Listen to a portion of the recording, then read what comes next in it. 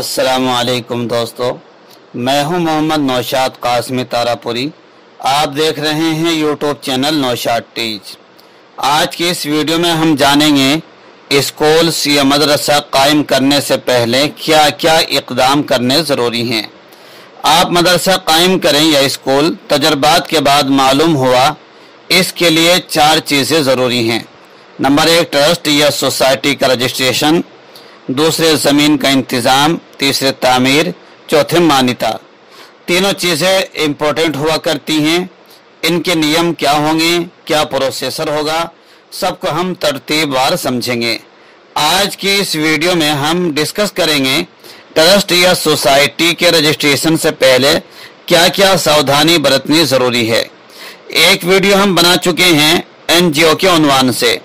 उसमें बताया था कि ट्रस्ट और सोसाइटी क्या होता है, इसका मोटिव क्या है, हम इससे क्या क्या काम कर सकते हैं, कितने मेंबर होंगे और कहां से होंगे, ATG क्या है वगैरह। तफसील जानने के लिए इस वीडियो के डिस्क्रिप्शन में लिंक मौजूद है, वहां आप देख सकते हैं।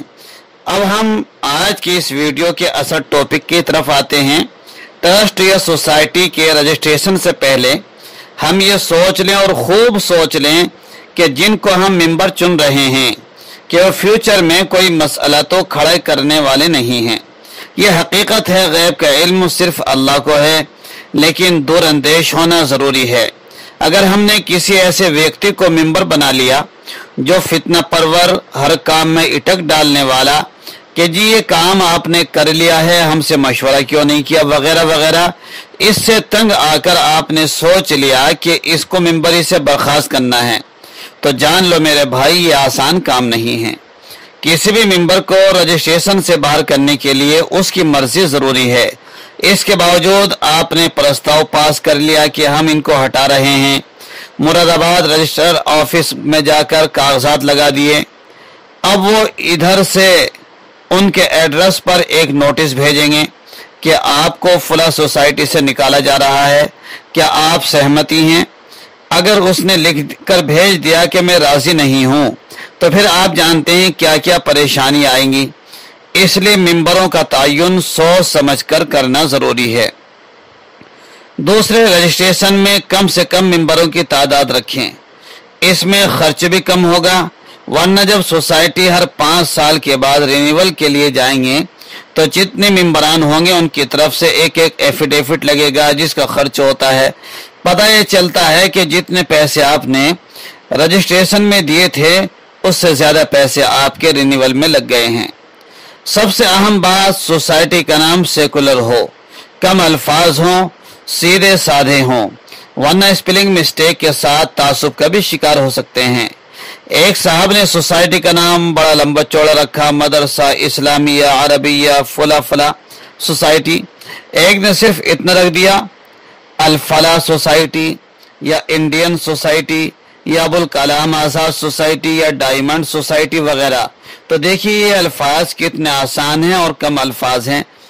आपके दिल में ये विचार भी आ रहे होंगे कि हमें नाम तो रखना है मदरसे का, जामिया दारुल मारिफ, दारुल उलूम सिद्दीकिया, मदरसा इस्लामिया अरबिया, फैजुल उलूम वगैरह। तो ये नाम किस तरह होंगे, तो इस सिलसिले में परेशान होने की जरूरत नहीं। आप एक सोसाइटी से जितने चाहें मदरसे व स्कूल चला सकते हैं, बस सोसाइटी का नाम ही तो अलग रखना है। ऐसे बहुत से इदारे चल भी रहे हैं कि सोसाइटी का नाम कुछ और है, मदरसे का नाम कुछ और है। मतलब किसी भी मदरसे को कोई भी सोसाइटी चला सकती है।